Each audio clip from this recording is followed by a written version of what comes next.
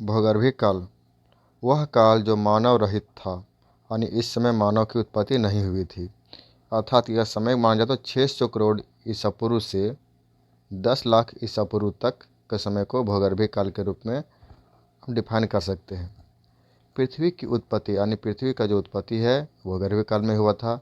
आग्नेय क्रम के चट्टान, धारवाड़ क्रम के चट्टान और पाट क्षेत्र का निर्माण, सूक्ष्म जीवों की उत्पत्ति सब भूगर्भीय काल में ही हुई है। ऐतिहासिक काल मानव अर्थात होमो सेपियंस के उद्भव के बाद का काल, यानी जब मानव का उत्पत्ति हो गया उसके बाद के काल को हम ऐतिहासिक काल के रूप में डिफाइन करते हैं, यानी परिभाषित करते हैं। यानी इस समय मानव की उत्पत्ति हो गया था, मानव गुफा वगैरह में रहना चालू कर दिए थे।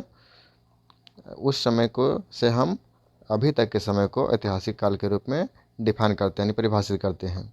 और ऐतिहासिक काल को दो भाग में विभाजित कर सकते हैं, प्रागैतिहासिक काल और एक ऐतिहासिक काल। प्रागैतिहासिक काल मतलब इतिहास का इसमें शुरुआत हो रहा था, उस समय काल को प्रागैतिहासिक काल के रूप में डिफाइन कर सकते हैं। यानी 10 लाख ईसा पूर्व से 1000 ईसा पूर्व तक के काल को प्रागैतिहासिक काल के रूप में हम परिभाषित कर सकते हैं। प्रागैतिहासिक काल में हम क्या चीज़ का अध्ययन करते हैं?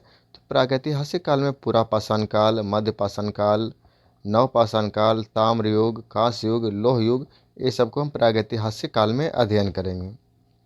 उसके बाद आता है ऐतिहासिक काल।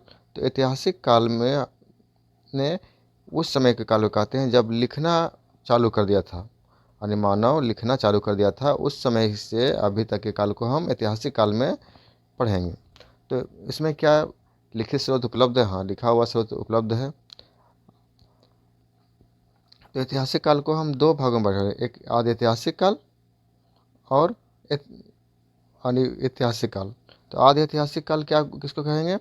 उस समय लोग लिखा था, लेकिन क्या लिखा था वो पढ़ा नहीं जा सका। और यह समय था 1500 ईसा पूर्व से 600 ईसा पूर्व तक। और इसे गुढ़ लिपि का काल भी कहा जाता है। गुढ़ लिपि का काल मतलब ऐसा लिपि में लिखा गया जिसे कोई पढ़ नहीं सका, इसलिए इसे गुढ़ लिपि का काल भी कहा जाता है। इसमें वैदिक काल और उत्तर वैदिक काल का समय आदि ऐतिहासिक काल में आता है। वैदिक काल और उत्तर वैदिक काल का समय किस में आता है? तो आदि ऐतिहासिक काल में। वैदिक काल का समय माना जाए तो 1500 ईसा पूर्व से 1000 ईसा पूर्व तक। कब तक?